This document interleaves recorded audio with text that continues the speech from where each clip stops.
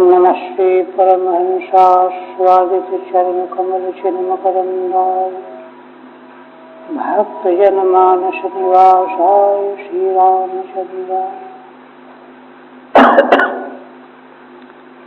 वागीशायस्य वदने लक्ष्मीर्यस्य च वक्षसि यस्यास्ते हृदये संवित्तं सिंहमहं भजे। विश्वसर्गविसर्गादि नवलक्षणलक्षितं श्रीकृष्णाख्यं परं धाम जगद्धाम नमामि तत्।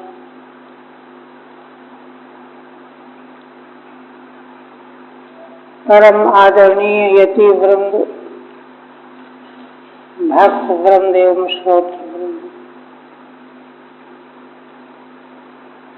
श्रीमद् भागवत के एकादश स्कंद के अंतर्गत 22वें अध्याय में श्री भगवान के द्वारा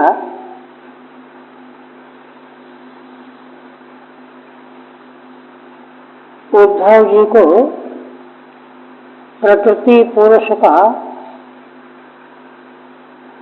विवेक बताया और प्रकृति पुरुष का विवेक ही सांसारिक बंधन की निवृत्ति का एकमात्र साधन है।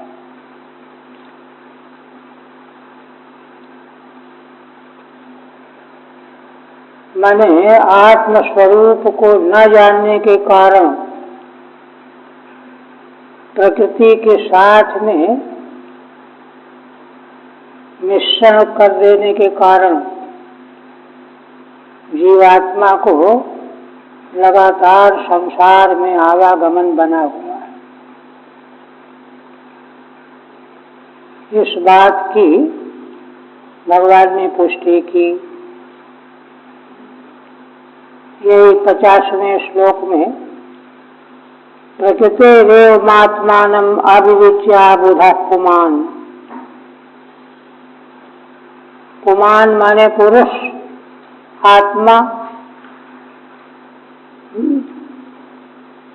प्रकृति का ही अपने से विवेक न करके, विवेचन न करके, पृथक न करके, क्योंकि तत्वतः तो वे पृथक ही हैं, ऐसा न करके अबुध जो अज्ञानी मनुष्य है वह क्या करता है? स्पर्श सम्मूढ़ा स्पृश्यन्ते स्पर्शाः विषयाः पदार्थाः। शब्द स्पर्श रूप रस गंध के प्रति सम्मूढ़ हो गया है। इनको प्राप्त किए बिना, इनको पाए बिना वह जीना नहीं चाहता, इतना सम्मूढ़ हो गया है। बस इसी कारण से संसार को प्राप्त हुआ है। संसारम प्रतिपद्यते, यहाँ तक हुआ था। अब आगे भगवान और कहते हैं, सत्य संवाद ऋषिं देवान् रजसासुरमानुषान् तमसा भूततिर्यत्वं भ्रामितो याति कर्मभिः। अब देखिए, यहाँ एक प्रश्न खड़ा होता है कि ठीक है, आत्मा पुरुष प्रकृति से अपने को अलग नहीं कर पा रहा है, नहीं कर पाया, और विषय के प्रति सम्मूढ़ होकर के संसार को प्राप्त हो रहा है। तो संसार में उच्चैष्ठ और नीचैष्ठ का क्या कारण है? सबको एक तरह का संसारी क्यों नहीं बनाया गया? सब एक जैसे, सब पशु पशु हो जाए, सब मनुष्य मनुष्य हो जाए, एक जाति का जो है संसार क्यों नहीं बना? इस पर भगवान कहते हैं कि देखो, इसका कारण उपादान कारण जो मूल प्रकृति है उसके गुणों का भेद है। सात्व रजतम, इसलिए सत्य संवाद ऋषि देवान, आगे यह बात स्पष्ट आवेगी और स्पष्ट होगी। असल में आगे जहाँ सांख्य का विवेचन किया गया है, इसके बाद के दूसरे अध्याय, तो वहाँ भगवान कहते हैं कि देखो, आकाशादि पंचभूत, काल, द्रव्य, गुण, प्राणी, पदार्थ, ये सत्य सत्य गुणात्मक है।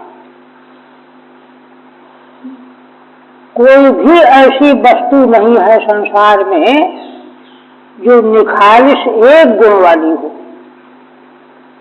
केवल एक गुण से सृष्टि बन ही नहीं सकती, इसलिए सब कुछ त्रिगुणात्मक है। तो फिर ये भेद क्यों है? इससे बनी हुई सृष्टि एक रूप की क्यों नहीं बनी? ये नानात्व क्यों भास रहा है? तो कहते हैं भाई देखो, त्रिगुणात्मिका सृष्टि में तीनों गुणों के मिश्रण में परसेंटेज में कम ज्यादा है। 50-50%, 30-30%, इस कारण से तारतम्य है सृष्टि में, है ना। और उन गुणों के प्रति जीवों के अंतःकरण में तारतम्य भी अलग अलग है। सत्य संग्राम ऋषि देवान, जब चेतन आत्म पुरुष सत्य का संग करता है, माने सत्य का आधिक्य है, तो ऋषि योनि को, देवताओं की योनि को प्राप्त करता है।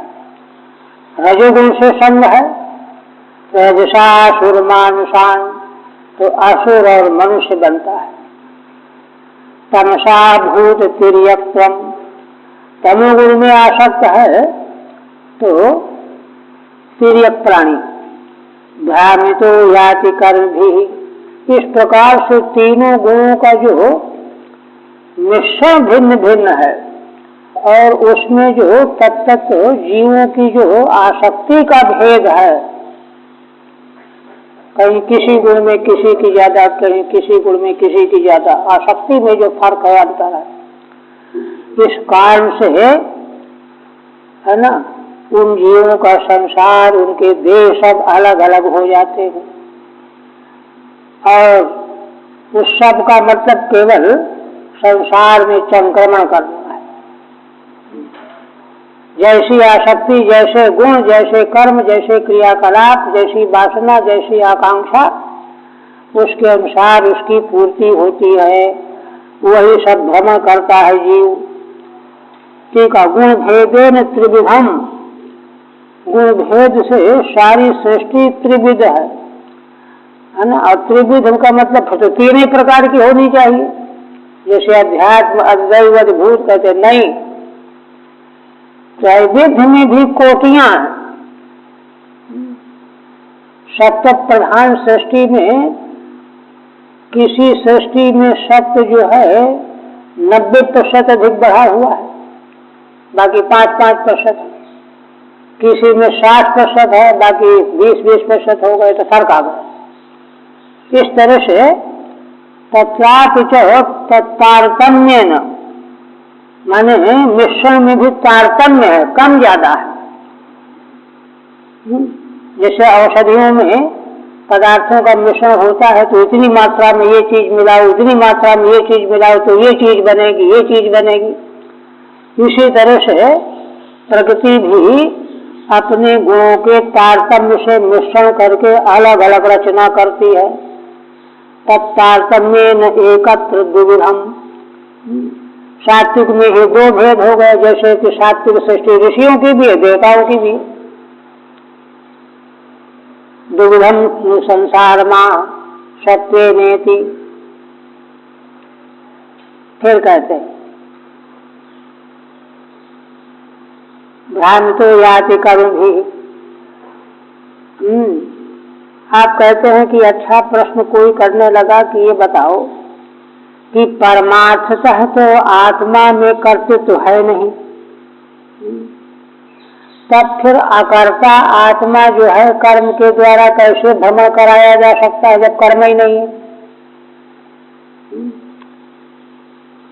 उस पर भगवान उत्तर देते हैं, कहते हैं कि देखो, नृत्य तो गायिका पश्यन्त्यथैवानुकरोति तान् एवं बुद्धिगुणान् पश्यन् अनिहोप्यनुकार्यते। श्री भगवान कहते हैं कि देखो, दृष्टांत दे रहे हैं। पहले संसार में हम दूसरे को नृत्य करते हुए देखते हैं। मयूर नृत्य करता है, कोयल गाती है, तो उनको देख करके दूसरा व्यक्ति जिसके भीतर संस्कार के गायन के संस्कार है, तो वह भी उसी तरह से गुनगुनाने लगता है, मटकने लगता है, अनुकरण करने लगता है, उन्हीं का नृत्य गायन करने वालों का अनुकरण करने लगता है। एवं बुद्धिगुणान् पश्यन् अनिहोप्यनुकार्यते। इसी प्रकार से बुद्धि के भीतर तीनों गुणों का निवास है, तीनों गुणों के क्रियाकलाप और परिणाम है। उनको अकर्ता असंग आत्मा देख करके वह भी अनुकरण करने लगता है। एवं बुद्धिगुणान् पश्यन्, यद्यपि है वह अनिह माने निष्क्रिय, किंतु निष्क्रिय होकर के भी अनुकरण कर बैठता है, अनुकरण करने लगता है। यही माया जन्य व्यामोह है। माया जनित व्यामोह यही है कि उससे रहा नहीं जाता, वह भी अनुकरण करने लगता है, अनिह अकर्ता होता हुआ भी। ठीक है। ननु अकर्तु आत्मना कुतः कर्मभिर्भ्रमणम्। कोई प्रश्न करने लगा कि आत्मा तो अकर्ता है, उसका भला कर्म के द्वारा भ्रमण कैसे हो सकता है अकर्ता का। इस पर कहते हैं भगवान, नृत्यतो गायतो जनान् पश्यन् अनुकरोति।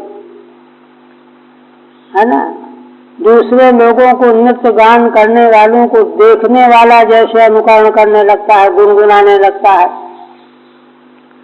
तद्गत स्वर तालादि गतिम श्रृंगार करुणाधिरसम च मनसी अनुवर्तयति इत्यर्थः। अभिप्राय क्या है ना, नृत्य और गान करने वाले के में जो स्वर है, गायन का स्वर, ताल है, नृत्य की जो गति है, जिसका अनुभव करके श्रृंगार कर्म आदि रस प्रकट होते हैं, अभिव्यक्त होते हैं, है ना। तो वे रस चूंकि दृष्टा और श्रोता के मन में व्यक्त हो जाते हैं, मनसी अनुवर्तयति इत्यर्थः, तो उन रसों का वह भी अनुवर्तन करने लगता है, क्योंकि नृत्य गान में रस है और उसकी अनुभूति होने लगती है उसको। अनुकार्यते गुणैर्बलादित्यर्थः। है ना, अभिप्राय यह है कि गुणों के द्वारा बलात् अनुकरण कराया जाता है। श्रीमद् भगवद गीता के 30वें अध्याय में भगवान कहते हैं कि कोई व्यक्ति यह सोच ले कि अब मैं कुछ नहीं करूंगा, तो भगवान कहते हैं ये संभव नहीं है, उसका अभिमान मात्र है। प्रकृति उससे बलात् कर्म कराए बिना उसको बैठने नहीं देगी। कार्यते हर्षः कर प्रकृति जैन गुणाई है, बलात् प्रकृति गुणों के द्वारा उससे कर्म कराया ही जाएगा। ये तो काठिन्य तभी तो है, इतना आसान मामला हो तो सभी ने सुलझा लें। इसलिए गुणैर्बलादित्यर्थः अनेन दृष्टान्तेन दृष्ट धर्मो दृष्टर स्फूर्ति दर्शितम।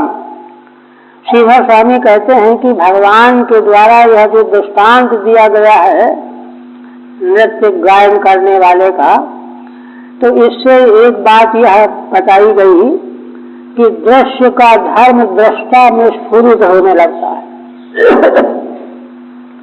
नृत्य करने वाला तो दृश्य है, गायन करने वाला दृश्य है, और देखने वाला उससे अलग है। किंतु दृश्य में जो रहने वाला धर्म है नर्तन और गायन, वो उसमें प्रकट होने लगता है। इसी का नाम जड़ चेतन की ग्रंथि है। जड़ चेतन ही ग्रंथि पड़ी गई।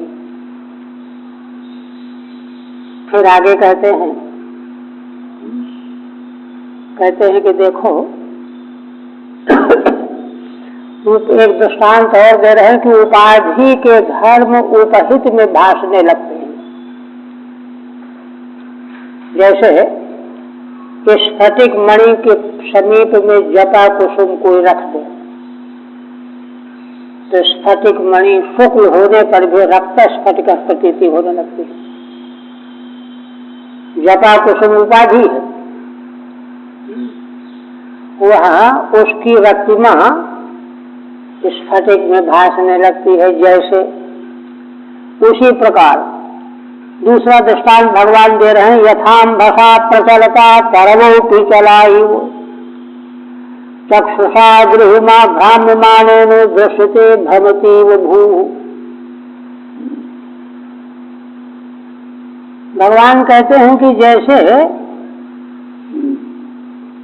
यथा आम्भसा प्रचलता, देखिए कभी कभी नाव में बैठते हैं नदी में पार करते समय, तो नाव जा रही है किसी दिशा में, धारा बड़ी तीव्रता से बह रही है, तो ऐसा मालूम पड़ता है कि हम भी उल्टे बहे जा रहे हैं। और इतने ही नहीं, ऐसा लगने लगता है किनारे, इसके नदी के किनारे भी दौड़ रहे हैं, पीछे की ओर भाग रहे हैं। तट पर खड़े हुए वृक्ष भी पीछे की ओर भागे चले जा रहे हैं। हम इधर जा रहे हैं, पीछे भाग रहे हैं, ये प्रतीत होता है। तो यथाम्भसा प्रचलता तरवो पिचलायु, वृक्ष जो हैं अचल हैं, चल थोड़ा ही हैं, किंतु अचल वस्तुएं भी चल की तरह से भासमान होने लगती हैं। तथा चक्षुषा गृह्यमाण भ्राम्यमाणेन दृश्यते भ्रमति भूः। कोई व्यक्ति घुमरी पर रहता है, बालक खेल खेलते हैं ना, घूमने लगे नाचने लगे, तो दृष्टि उसकी घूमने लगती है, और घूमती तो दृष्टि है लेकिन लगता है पृथ्वी घूम रही।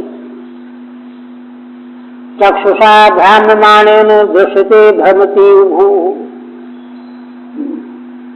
चक्षु को भ्रमण कराए जाने से, घुमाने से, चंक्रमण करने से, है ना, भूः भ्रमति इव दृश्यते, मानो पृथ्वी घूम रही है, नाच रही है फिरंगी की तरह से, ऐसा दिखाई देता है।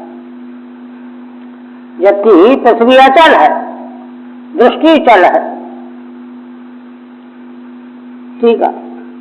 उपाधि धर्माश्चोपहिते अवभाषन्ते, है ना, उपाधि के धर्म उपहित तत्व में भासने लगते हैं। उपाधि जैसे जपा कुसुम और उपहित है रक्त और स्फटिक, इत्यत दृष्टान्त माह, इसमें दृष्टान्त है यथाम्भसा इति। तटस्थास्तर्वो धावन्ति दृश्यन्ते जले, है ना, नदी के जल के किनारे जो वृक्ष होते हैं उनका प्रतिबिंब जल में पड़ता है, और जो नदी बह रही होती है तो उसमें प्रतिबिंबित वृक्ष ऐसा लगता है कि मानो पीछे की ओर भागे चले जा रहे हैं, है ना। जले प्रतिबिंबिता वा चंचला इवेति, जल में प्रतिबिंबित भी और बाहर खड़े हुए भी, पीछे भगते हुए दिखते, दोनों तरह की दृष्टि है। विषय ग्राहकेण मनसा परिकल्पिता एव तेषु लावण्यादयो गुणा न वस्तुतः सन्ति। देखिए इस दृष्टांत से भगवान ने क्या स्पष्ट किया है। विषय ग्राहक जो मन, आखिर समग्र विषयों का ग्रहण करने वाला मन है, विषय ग्राहकेण मनसा परिकल्पिता तेषु लावण्यादयः गुणाः, उसी मन के द्वारा कल्पित किए गए हैं उन पदार्थों में लावण्यादि उत्तमता आदि गुण, है ना। वे गुण वहां वस्तुता है नहीं, मन की कल्पना के द्वारा वे प्रतीत हो रहे हैं। अतो मनोनिबंधन एवं संसार, इसलिए सारा संसार मन के संबंध के कारण ही है। इत्यभिप्रेत ग्राहक गुणा ग्राह्य अवभासन्ते। देखिए पहले वाले दृष्टांत में भगवान ने ये बताया कि दृश्य जो है दृष्टा में स्फुटित होने लगता है, और दूसरे दृष्टांत में क्या हुआ, ग्राहक जो मन है, मन में जो गुण प्रतीत हो रहे हैं वे होते नहीं है, उसमें वस्तु में है नहीं, किंतु मन चूंकि लावण्य आदि गुणों को उसने बना लिया है, संकल्पित कर लिया है, तो उसमें न होने पर भी वे भासने लगते हैं। हाँ, ये चीज ऐसी ही है। मन की कल्पना जनित संसार है, ये देखिए। और देखिए अगर इस तरह से इस बात को विचार में नहीं लिया गया तो दूसरा कोई उपाय नहीं आत्मा को अलग करने का। क्योंकि मूल में कहा ना, स्पर्श सम्मूढ़ा, स्पर्श क्या, स्पर्शाद विषया शब्दादि विषया, उन्हीं में लावण्य उसको दिखाई दे रहा है, ये कितना सुंदर है, ये कितना अच्छा है, ये कितना कोमल है, ये कितना ऐसा है ना, उसी में सम्मूढ़ बना हुआ है, जबकि वहां कुछ भी नहीं है, वो सब उसकी मन की कल्पना है। मन की कल्पना से कल्पित वस्तु के प्रति सम्मूढ़ हो रहा है, इसलिए भगवान विश्लेषण करके उसको अलग कर रहे हैं। विषय ग्राहकेण मनसा परिकल्पिता एवं तेषु लावण्यादय गुणा न वस्तुतः सन्ति। वस्तुतः उन पदार्थों में कोई लावण्य आदि गुण नहीं है। अतो मनोनिबंधन एवं संसार, इसलिए मन से संकल्पित ही संसार है।